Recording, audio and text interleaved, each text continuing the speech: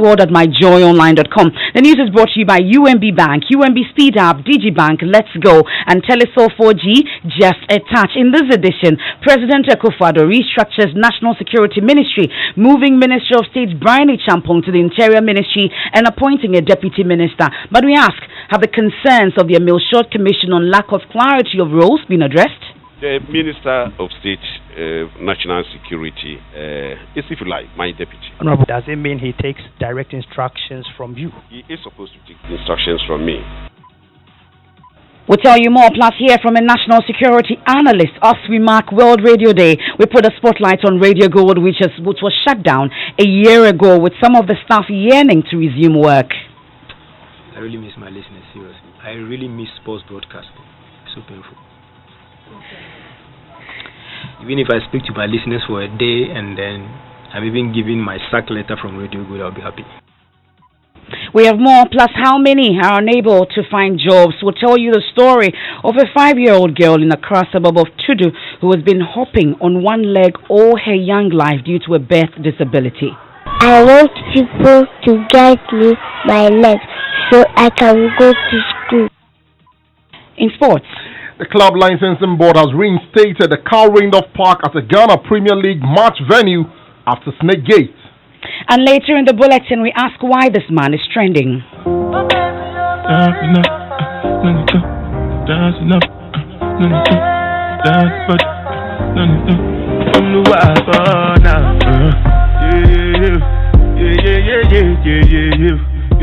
You don't know? I'll tell you more about it. Do stay with me here on the Midday News. I am Emefa Apawu. And in our very first story, President Akufo-Addo has effected changes at the National Security Ministry and the Interior Ministry. A statement signed by a Director of Communication at the Jubilee House details the new role of Minister of State at the Ministry of National Security, Brian Champong. My colleague Joseph Akable joins me in studio with details of that statement. What exactly does it say, Joseph? And so it's titled, President Akufo-Addo reassigns 2 ministers. The President of the Republic, Nana Addo Dankwa Akufo-Addo, has reassigned the following ministers with immediate effect. 1. Honorable Brian Champong, MP, Minister of State at the Ministry of National Security, is now Minister of State at the Ministry of Interior. Honorable Henry Korte, MP, Deputy Minister for Interior, is now Deputy Minister at the Ministry of National Security and is signed by Eugene Ahin, the Director of Communications. Now, Joseph, we know that the specific roles of the National Security Minister, Albert Kandapa, and then Minister of State at the Ministry of National Security, Brian Champong, was of concern to the Emil Short Commission that probed the violence that marred a by-election. What exactly do we know? In fact, the Commission's report stated that the Minister of State appointed at the presidency to the Ministry of National Security should have a clearly defined role with responsibilities indexed to that of the substantive sector minister. This should establish a clear chain of command and the circumstances under which he or she can act in the absence of the substantive minister. They actually asked Mr. Kandapa, who is the National Security Minister, about his work with the Minister of State in charge of National Security. You can listen to that interaction during the Commission hearing. There is a Minister of State in charge of national security. Is there an overlap between your duties? The Minister of State, National Security, is, if you like, my deputy. Honorable, if you may explain further what you mean by Minister of State in charge of security being your deputy. Does it mean he takes direct instructions from you, being the minister? He is supposed to take instructions from me, but not on everything that he does. I mean, similarly, I do have a national security coordinator who is supposed to take instructions from me, but he doesn't wait for my specific approval before he undertakes any activity. He will later tell me about what he has done for my information. You were there, National Security Minister Albert Kandapa, when he appeared before the Emil Short Commission in that interaction with a lawyer for the Commission. Shortly, we'll head to the presidency and speak to the Director of Communications, Eugene Ahin. We also will be speaking to a security analyst, because as you heard my colleague tell us, it was of great concern to the Emil Short Commission, and it was in the recommendations. And we're privileged to be joined on the phone by the Director of Communications, Eugene Ahin. We're grateful for your time here on the Midday News. So first, tell us what has triggered these changes. Emefa, good afternoon to you and good afternoon to your listeners. Nothing specifically has triggered these changes. I mean, the President of the Republic, Nana Dankwa Akufo-Addo, believes at this point in time he would prefer the services of Honorable Brian Achampong at the Ministry of Interior, and then the former Deputy Minister for Interior, Henry Korte, he would prefer him to go work at the Ministry of National Security as a Deputy Minister. So, at least in the President's view, he believes at this point in time the service of the two gentlemen will be required at these particular ministries. So we know that Mr. Henry Korte was a Deputy Minister of Interior. Mr. Brian Achampong is going there, staying as a Minister of State at the Ministry of Interior. What exactly will be his role? Ordinarily, a Minister of State at any particular ministry ordinarily is assigned a specific role, either by the President or either by the Minister for that particular sector to undertake. So, from my understanding, I know it's with respect to a specific role that he would be undertaking at that particular ministry. As to the nature of that specific role, I'm unable to put out that particular information as it is now. But I mean, this is not the first time in the history of our country that a Minister of State, for example, has been deployed to the Ministry of Interior. We recall that on the 24th of July 2007, the then President of the Republic, His Excellency John Ejekun-Kufuor, appointed Anobi Wahin to that particular ministry as Minister of State. So this is not the first time. Indeed, Mr. Brian Achampong, for example, until his reassignment, was a Minister of State at the Ministry of National Security. So these movements are normal occurrences in our body politic. So will the Interior Ministry, for instance, get a Deputy Minister? Because the understanding is that Brian Achampong will not be the Deputy Minister at the Ministry of Interior. Things stand now. No, the Ministry of Interior would not be assigned a Deputy Minister as things stand now. No. Well, but we know about the Emil Short Commission report, for instance. There were concerns about the problem of Mr. Brian Achampong's position that it created at the National Security Ministry. We didn't know if he was reporting to Mr. Kandapa or vice versa. Now we are moving him to the Interior Ministry and he's holding a Minister of State position. Are we not going to create the same problem that it created at the National Security Ministry at the Interior Ministry this time? I mean, if you recall, that particular assertion by the Emil Short Commission was shut down by government in its in the white paper that was presented. We believe there was no problem whatsoever with the two persons working at the National Security Ministry. As I said initially, when Brian Achampong was there as the Minister of State at the Ministry of National Security, he was assigned a specific role, and we believe he executed that particular role to the best of his abilities, and he did it quite well. That's our opinion. And likewise, he moving to the Ministry for Interior, for example, he's just going there to be assigned a specific role, either by the President or by the substantive minister himself. So I don't believe it's going to create any problems for us. For us, no problems were created while he was there at National Security. We don't believe he's going to create any problem at the Ministry for Interior with this new role he has been assigned to by the President. So let me ask a specific question. Will he be working under Ambrose Derry, who is the current Interior Minister? He'll be working with Mr. Ambrose Derry. As I said, he's going to be assigned a specific role. I mean, normally that's what a Minister of State, if you're assigned to a specific ministry, that literally is what is assigned to you to do. You're assigned a specific role, and that's the same thing he's going to be assigned to at the Ministry of Interior. It's not as if he's going to be subservient or no. At the end of the day, he's just going to work with him, assigned a specific role at a particular ministry. So he'll be working with him. Who reports to the other? From my understanding, Mr. Brian Achampong will be reporting to Mr. Ambrose Derry. Okay. Well, we are grateful for your time. That's the Director of Communications, Eugene Ahin, there giving us some clarity on the reassignment of positions at the National Security Ministry and the Interior Ministry. We can now speak to security analyst Adam Bona. We are grateful for your time here on the Midday News. What's your understanding of this reassignment? Thank you very much, and good afternoon to your listeners. I probably don't have any understanding of this reassignment and, moving Brian Achampong to Interior Ministry. Technically what it means, you did well by asking all the important questions. We don't have a deputy minister in charge of national security, in charge of Interior. Technically that is what it is. And the chances are that we are probably going to have two substantive Interior ministers. if the short commission sittings is anything to go by. And so, as far as I'm concerned, this is the way I view this. And you did ask a question if it had to do with the short commission. No, it rather has to do with my own sources, Intel are picked, indicate it has to do with the cracks, deep cracks amongst the two national security ministers. The former, Brian is now a former national security minister at the presidency. You know when the leakage of this infamous Kandapar tape came out, there was rumor out there that it was a setup. And so there's been deep cracks. So I believe the presidency or the president, in order to resolve that crack, to get it mended, needed to move Brian Achampong. But I would have wished that he would make him a deputy minister or otherwise. But as it stands now, we can only hope that he's able to do what is expected of him at the Ministry of Interior, because it's one of the very important ministries, in this country.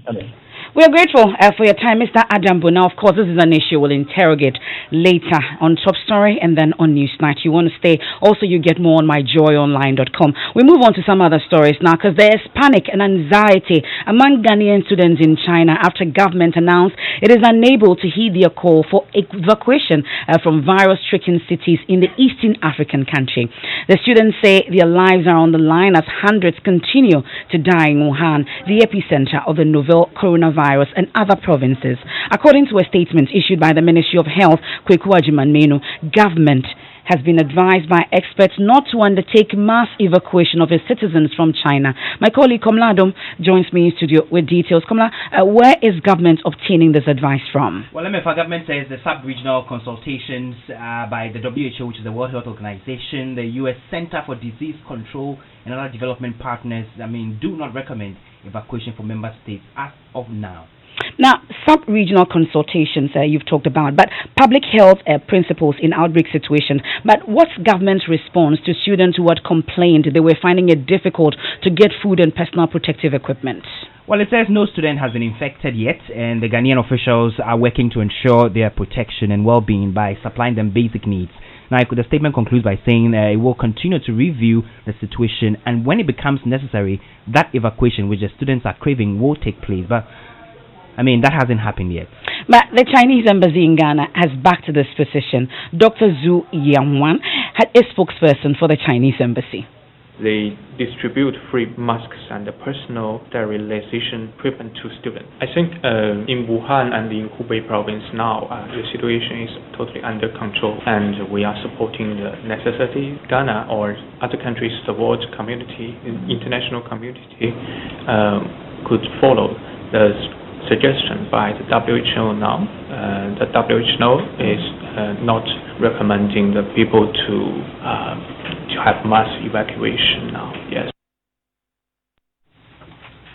You heard the spokesperson of the Chinese embassy in Ghana, Dr. Zhu Yangwan. Well, these do not seem to be dealing with the situation. Some students from the Wuhan University of Technology and South Central University for Nationalities tell Joy News they are still without personal protective equipment while the city remains under lockdown. We are here endangering our lives and taking a lot of risk. And we are pleading with the government not to give us that option of signing our lives for $500 per head. The government is sending $250,000 for us. They already sent an amount of money, which those monies are locked down here because it's not usable. They are sending $500 per head for individuals who are Ghanaian citizens whose lives are being endangered. I nearly died of panic attack 2 days ago. We want to come home and meet our families. We want to come home and have a chance to live again. We're just indoors because the whole city has been locked down.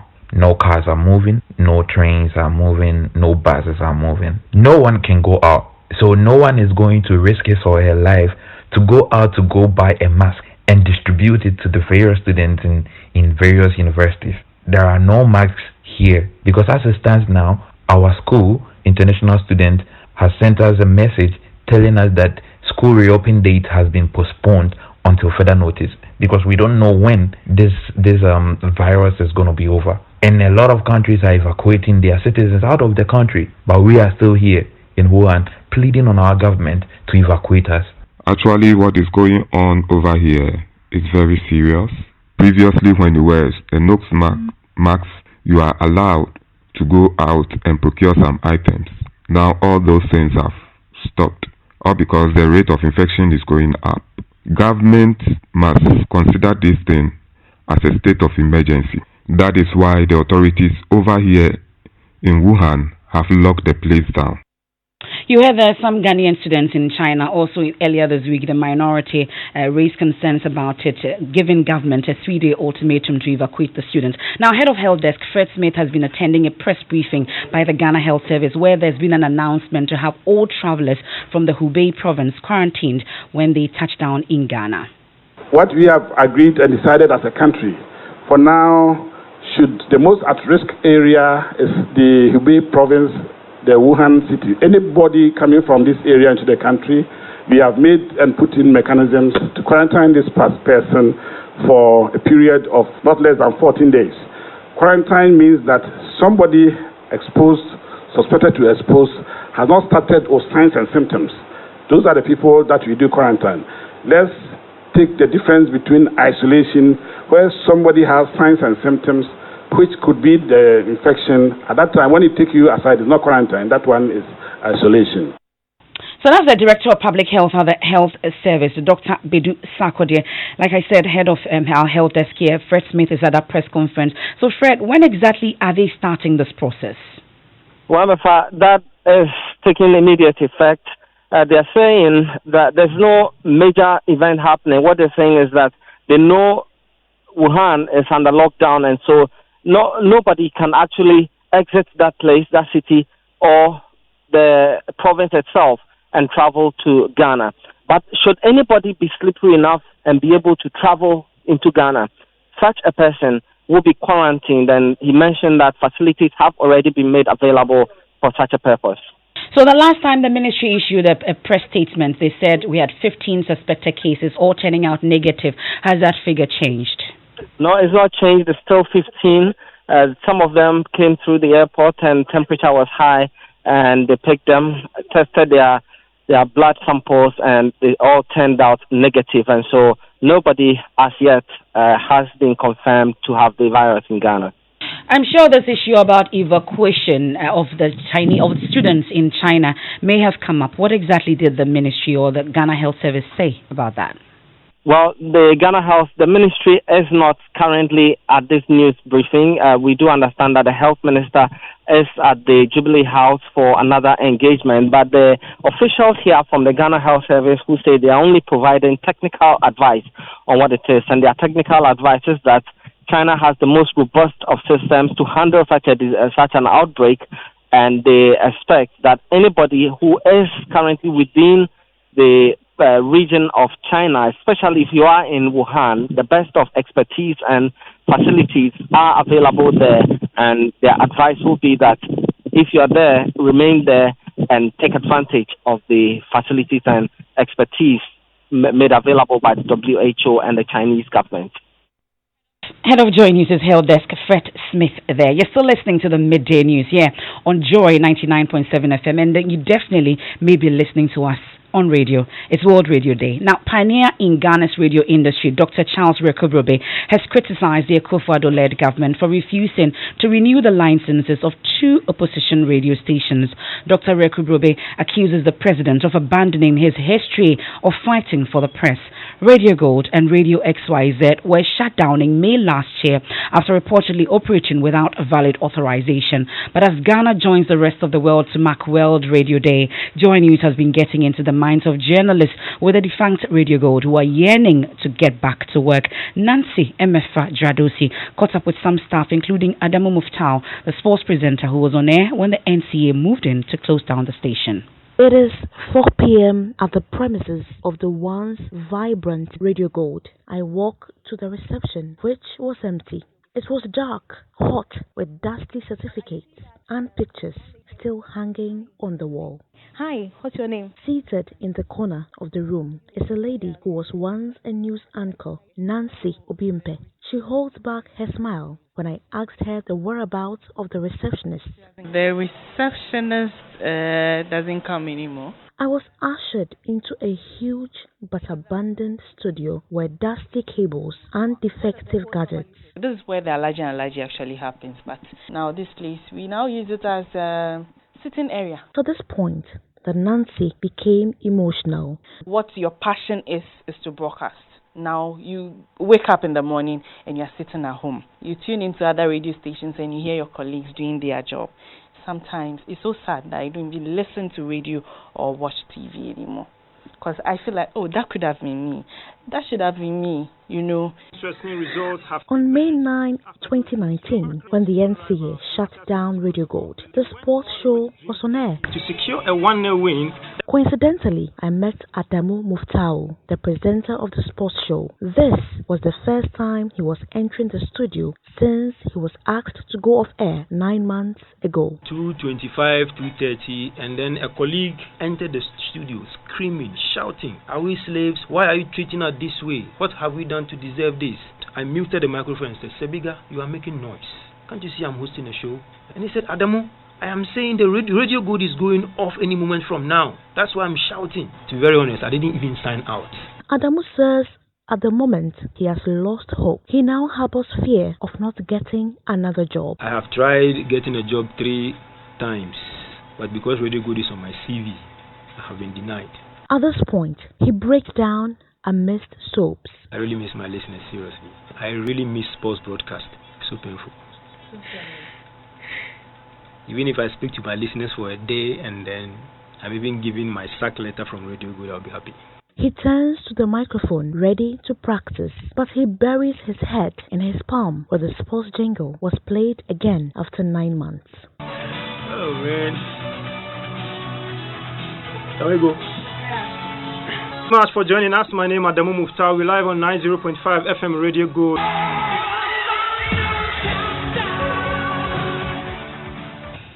That's Nancy Emefa Apawu report, but founder of the defunct Radio Eye, Dr. Charles Rekubrobe, says the actions taken against the company is an affront to democracy.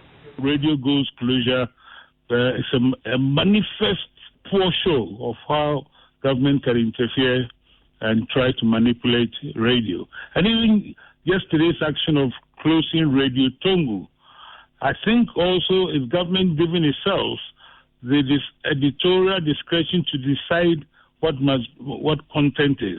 That is constitutionally defined as the role of the National Media Commission. This is a real big problem that we have now.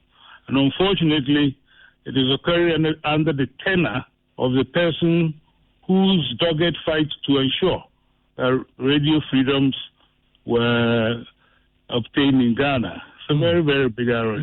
We have a lot of free press in Ghana, but we don't have media freedom. And the two need to go together. Control. And that's Dr. Charles Rekubrobe, founder of Radio Eye. It's World Radio Day. Cherish that radio. Still to come here on the Midday News, we'll tell you the story of a 5-year-old girl in Accra suburb of Tudu who's been hopping on one leg all her young life due to a birth disability. I want people to guide me my legs so I can go to school. And we'll tell you why this man is trending.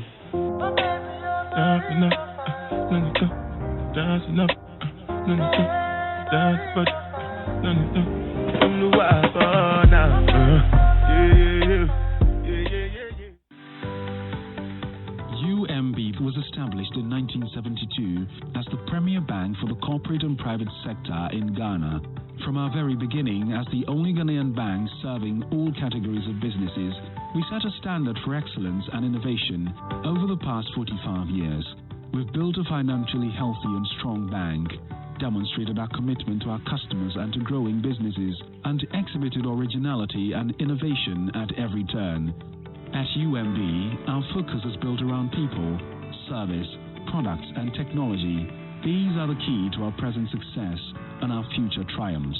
At UMB, we're poised to make a difference not only with our customers, but also in the banking industry. We invite you to share in our future.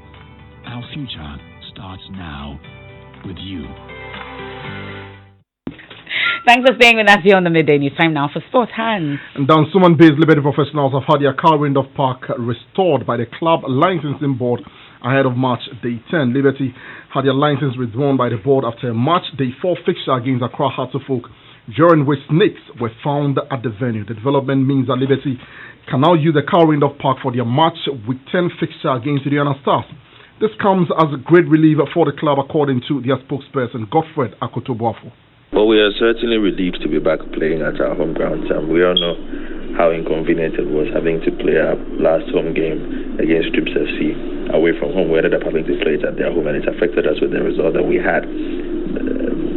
Every team feels comfortable playing in its own familiar surroundings, and so it's good that ahead of our big game this weekend against Adriana, we will have the opportunity to use the current of park again. In terms of the work that has been done, there really wasn't much to be done.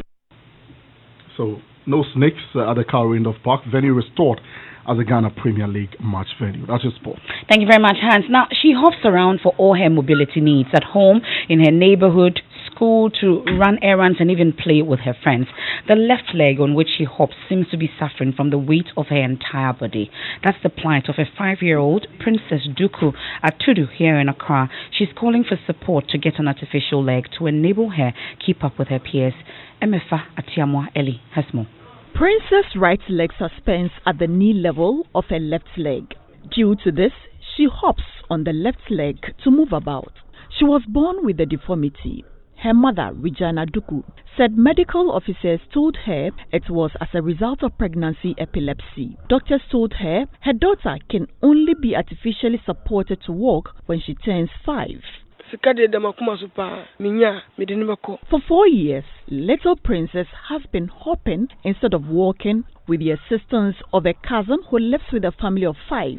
Princess, in the company of her mates, hops to and from school, which is about 30 minutes walk from home. Princess schools at the Malamata Home School, a daycare center for less privileged children. Here, Princess finds support by her friends to participate in activity lessons and during break time. Madam Alberta Mwabi Adoglan is the founder of the facility, which gives free education to these children. Sometimes when volunteers come and we are outside, she doesn't even want to come out because she's afraid she will slip. This morning in particular, when she was picking her food from the kitchen, she slipped and fell. She feels inferior to the other children. Though Princess seems used to her mobility challenge now, she however wishes to walk and run around just like her mates. I want people to guide me my legs so I can go to school. And come to the corner. That's the plight of little Princess. Show her some love as we celebrate Valentine's Day tomorrow. And thank you all for those who have already started contributing towards that artificial leg for Princess Duku. Now, it's Valentine's Day tomorrow, like I said, and we're gearing up for the love experience happening live at the Labadi Beach Hotel. We've heard from Becca, who is promising you nothing but the best. Today, the sensational Kwabena is promising you a night that will go down in history as one of the best in your lives.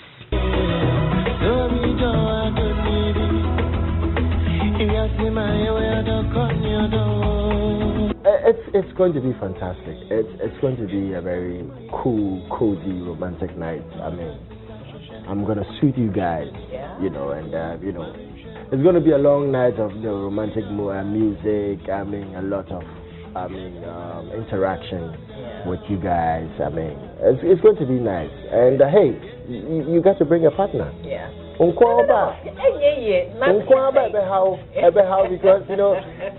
it's going to be very romantic. It's going to be very intimate. So yeah. But then the biggest beneficiaries will be the ones who got the 2,000 tickets. Because you have a hotel room. Definitely you want to be part of the Joy Love experience tomorrow. See you there. But listen to this.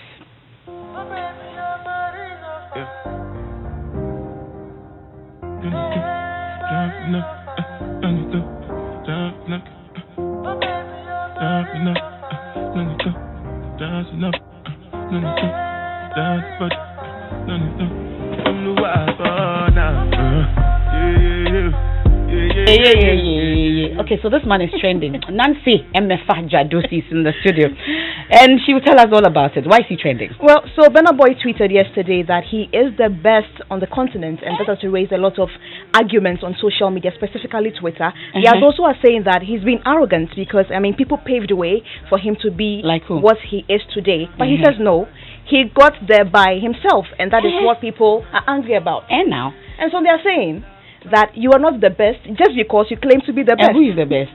Well, they are now giving examples of Davido and Wizkid. Oh, Masa. Maybe Sarkodie. Best alone. Okay, what else are people talking about? Well, so World Radio Day is trending, and Mamiesi says radio, a medium I've loved and respected all my life, a powerful medium that connects millions across different races, creed, and gender lines. What we do without radio. And that's it for the midday news. I am Emefa Apawu. There's more news when you log on to myjoyonline.com. Let's meet at Labadi Beach Hotel tomorrow. Get your tickets now. Dr. Mental Tabil has living word. Thanks for your company.